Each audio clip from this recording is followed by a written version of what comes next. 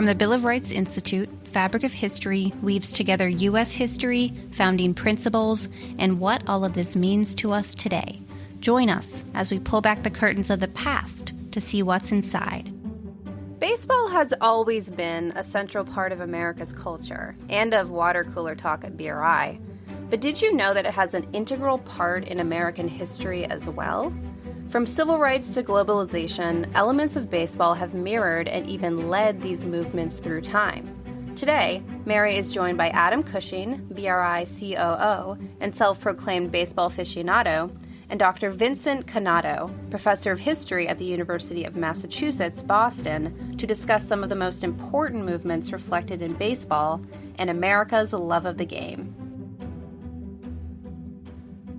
Hi, everybody. Welcome back to another episode of The Fabric of History. I'm Mary Patterson, and I'm delighted to be with you all once again.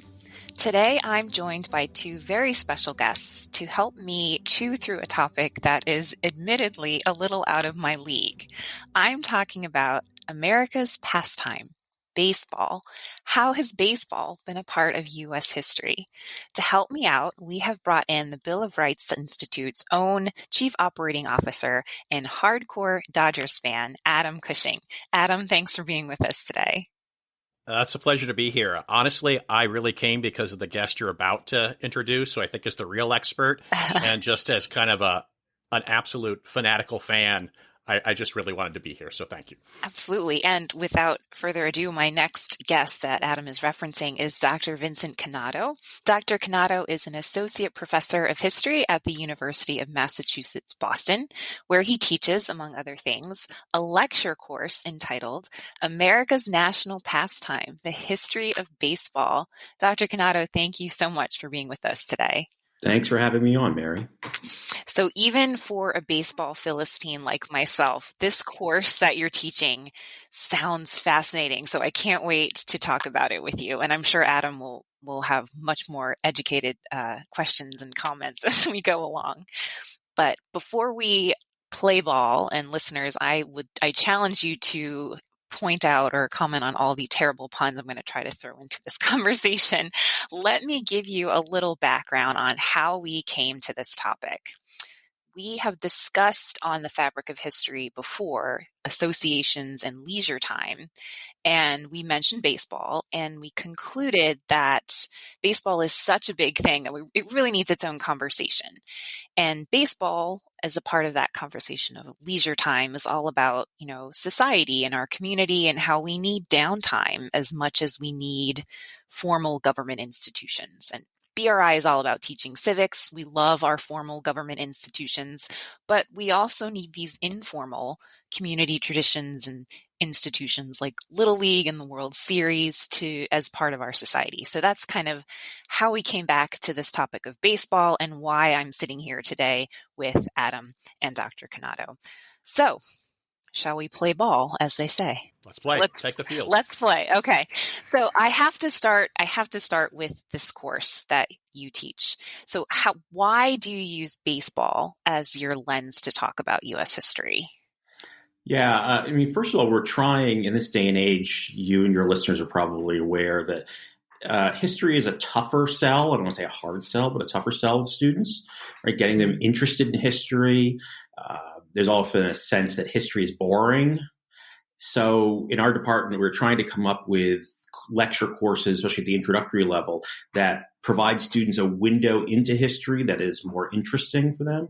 So I use baseball as a way to talk about American history. There are so many themes in American history that you can talk about using baseball. So, we talk about the great teams and great players in baseball. We talk about playing styles and how they evolve, but we also manage to tie in some of these themes in U.S. history to what's happening on ball fields. One of the best example, of course, is Jackie Robinson and the integration of baseball, talking about race relations in America, talking about segregation. You can talk about the rise of Jim Crow in the late 1800s, and that really mirrors Jim Crow in baseball and what's happening in baseball. And then the same thing when we get to the 1940s with Jackie Robinson. You have the integration of the military, and then Jackie Robinson. And then a decade later, you get Brown v. Board of Education and the Civil Rights Movement. So there's a lot of things that you just said that I'm fascinated by. First, my heart breaks when you say that history is becoming a harder sell because it's boring. That just, the history teacher inside of me just cries inside, because students would say that to me as a former high school history teacher. And I'm just like, no, you're just wrong. You're wrong. And I'm going to prove you wrong. So I think we should all, again, I can't wait. When this course is online, Dr. Cannato, I'm definitely signing up. I'll let you know. Okay.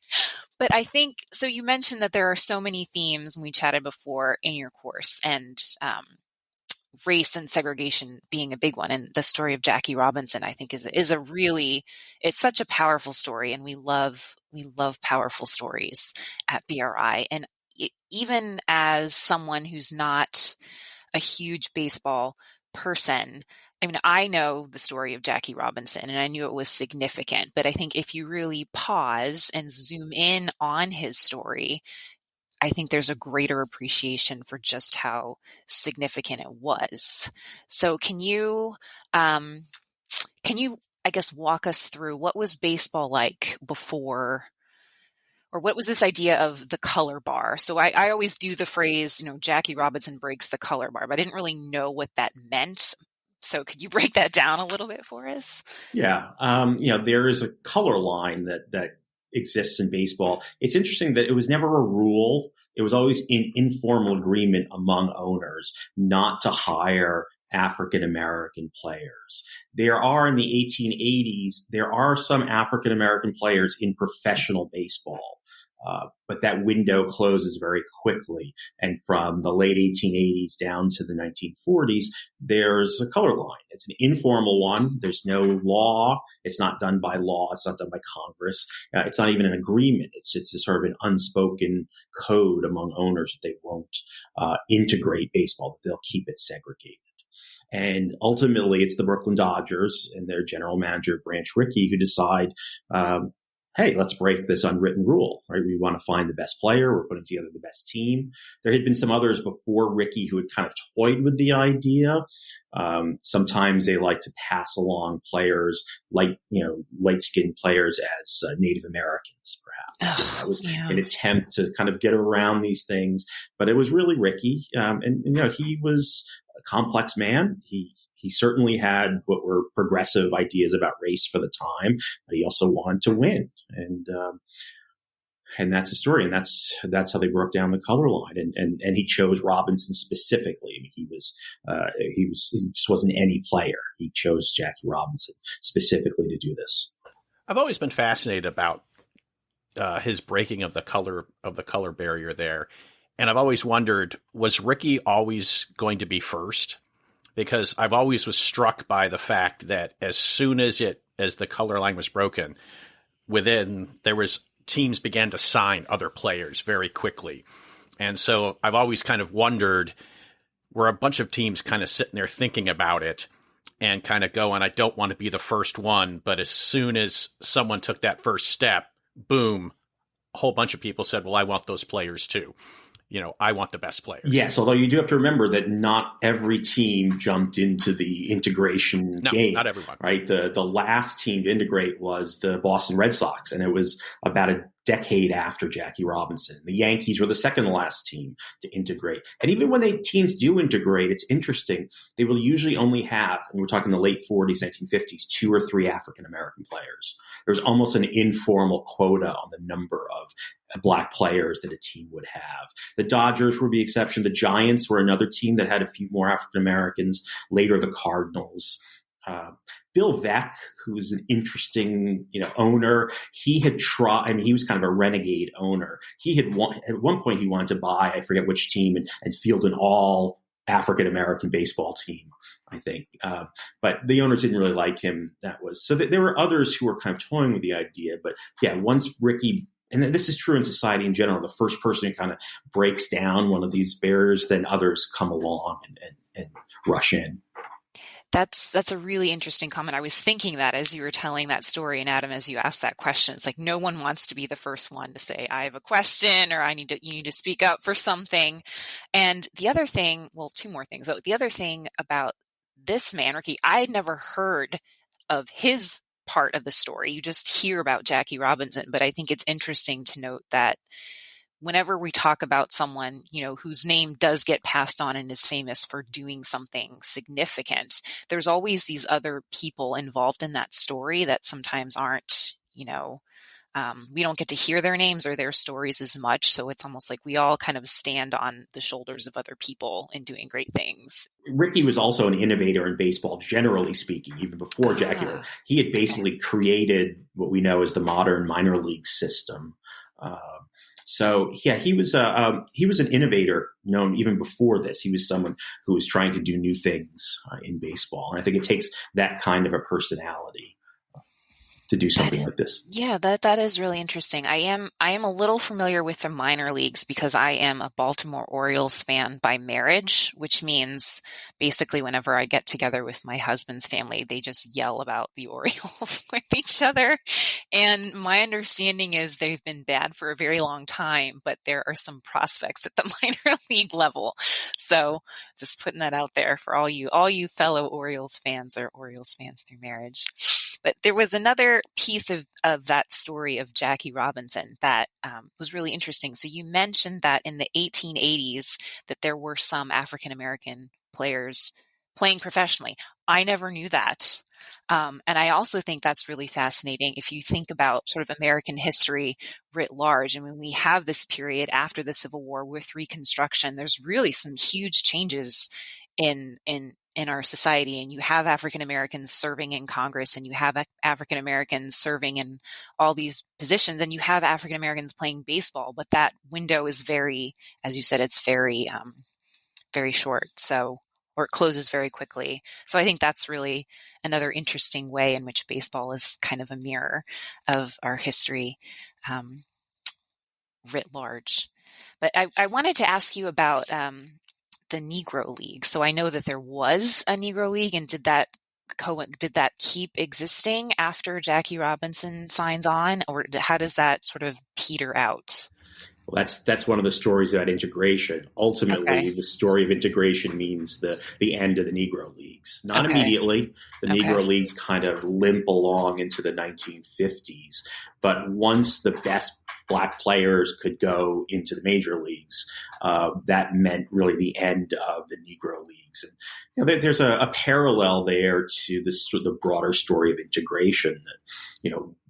During the time of integration, you had Black neighborhoods in various cities that were, sort of centers of culture. Think of Harlem, down in D.C., along U Street.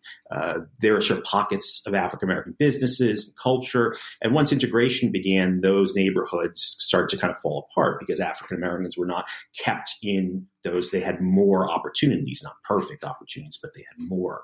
And the same thing with the Negro Leagues. It was really the end. So it's a positive story about the integration of baseball, but the loss of this institution, which was important in the Black community. Yeah, I do think that loss, we always think, I think, of integration and Brown v. Board as huge victories, and they certainly were in the case of, realizing this, our founding principle of equality. But like, as you said, there is something that is lost at the same time. So it's a really interesting comment. It's not a defense of segregation, right? Make it clear. Absolutely not. It's just, I think it's probably was better for African-American players to be able to go into the major leagues and show off their talents to a broader audience and get bigger paychecks and so forth. But, the Negro Leagues mostly had a Black fan base, and there was also a cultural experience. It was important. These were important institutions in the Black community.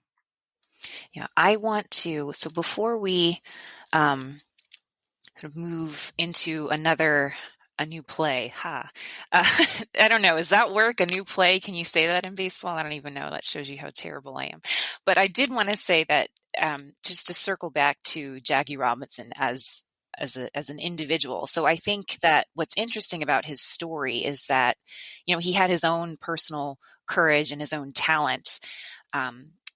as a player, but also just as a citizen, right? To be the first one to break, the color barrier and the threats and everything that he faced and that his family faced. I think it's really a story of courage and significance. And we, in our BRI, has an online textbook that you guys can check out on mybri.org called Life, Liberty, and the Pursuit of Happiness. And we have Jackie Robinson's story on there.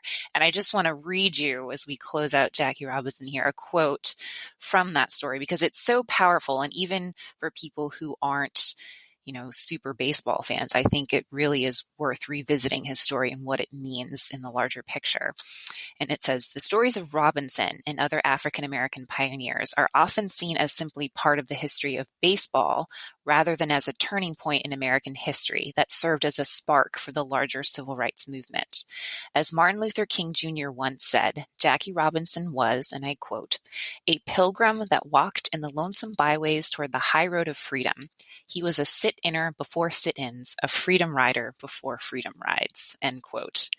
I think, if Martin Luther King Jr. is describing you in these terms, that's pretty high praise. And I think that's definitely a story worth telling and worth revisiting.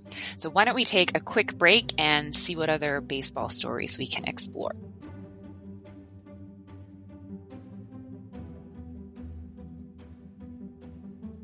Before our break, we really zoomed in a little bit on the Jackie Robinson story and this idea of race and segregation in baseball mirroring sort of what's going on in the United States writ large. So now I want to maybe zoom out a little bit and just think about baseball in general. So what is it about baseball, in your opinion, Adam, Dr. Cannato, that makes it our national pastime? Why do we call it that? Why isn't football our national pastime?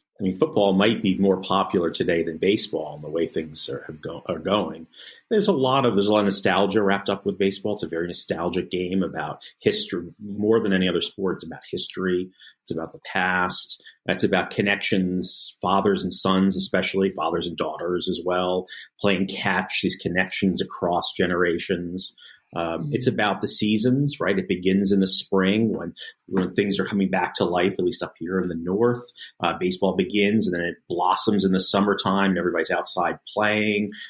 People are going to games. And then in the fall, when things get cold and we start retreating in, baseball winds down with the World Series. It follows the rhythms of the season.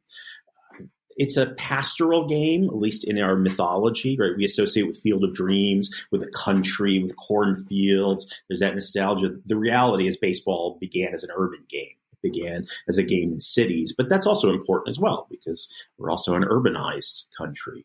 But it's that Jeffersonian idea that's very romantic in the American mindset. So I think all of these things help draw us to baseball. It's got its own rhythms. It has no time to it, right? There's no time limits to it. It's kind of an open-ended game. It's played on these broad green fields. It's less violent than football, of course, which I think helps it in some ways. So there's all these things I think are wrapped up in how we see baseball. Yeah, one of my thoughts has always been that while it's a team sport, there's a real individual element to it. And I know even when I played as a kid, it appealed to me a lot more than, say, football. Like you could often go and find, and go play catch with a handful of people or bat with a handful of people or kind of just show up with your gloves somewhere and be able to play. You might be able to do that with football, but it just wasn't as often. And I do think it kind of appeals to that, that kind of ideal of American individualism where, I can go be the great pitcher. I can be the batter.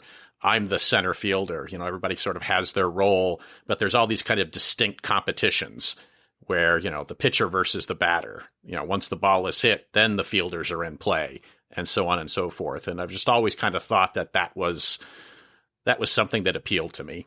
To comment. So first I'll comment on, I love the phrase, Dr. Cannato, you had this rhythms, right? The seasonal rhythms, which I never thought about before, but that makes a lot of sense. And I distinctly remember I can't keep track of time now, but if it must have been last spring when everything had been totally shut down, or maybe it was this spring. Again, I have a little one, so my sense of time is just like, what day is it? But my husband and I and our son were going for a walk, and we saw like a little league team in a field practicing, and it was one of the first times we had seen like kids outside together because of all the COVID shutdowns, and we were like, I think we both were just so happy. And there was this big, like, normalcy, like kids playing baseball. That's what that made me think of. And I think you're right that it's just very much part of our community, this idea of it's a tradition. It's part of our collective identity. Like we say we won. I didn't win anything. I was just watching, but we still say, we won the game. I think that's really powerful. Association and community is really powerful. And again, even for someone like me, who's not, I'm not a season ticket holder, but I appreciate that about baseball. And I think that's, it's definitely, if it's an entry point to get students into history, then I'm especially all for it, because I think, these stories about people on the teams and about the teams themselves and where they go and the story of the sport is, if that hooks you in, then hey, right? We'll take whatever wins we can get.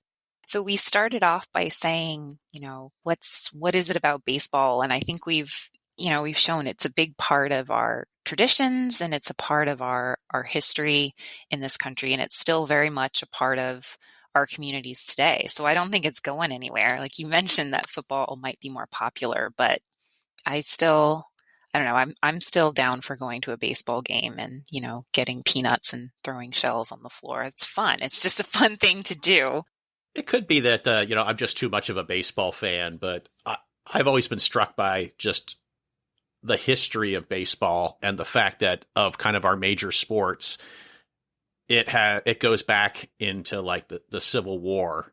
You had both sides playing kind of a baseball game and using the Knickerbocker rules. And then up into the 20th century, baseball was with us through this kind of heavily transformative period, this post-Civil War period into the 20th century, First World War, Second World War, players went off to war, the Civil Rights Movement. It's been there at kind of every step of the way. And maybe I've got it wrong. Maybe if I was passionate about football, I could kind of say, no, there's a parallel here. But I've always kind of felt like baseball's been there, longer, kind of woven into the American tapestry. And so it sort of has this cachet with us where it's been there long enough that it is kind of part of our identity, at least for a lot of Americans. Yeah, there's no other sport that's like that. Football, professional football really goes back to the 50s. Mostly college football goes back a little further. Basketball, not as far. The other great sport in American history in the 19th century and the early 20th century is boxing. Boxing and baseball were the two great American sports for a long time. People have forgotten about that. Hockey is pretty regional. Soccer has never caught on in the States as it has in Europe.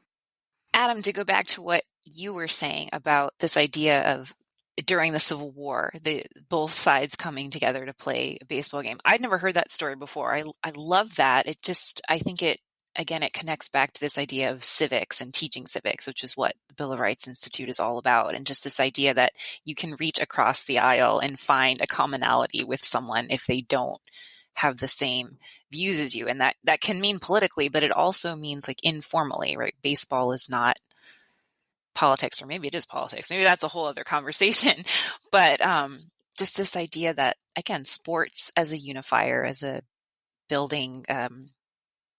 So we talk about, having our president, Dr. David Bobb, talks about eat your vegetables civics, just this idea of sort of shoving civics down someone's throat. But there's also civics that is informal. That's maybe like pizza civics or chip civics, where it's, it's sports. It's still associating with other people in society and having these rivalries and having these competitions, but it's all in the sense of building a community, of building this fabric. So I think maybe that's a good way to end our discussion.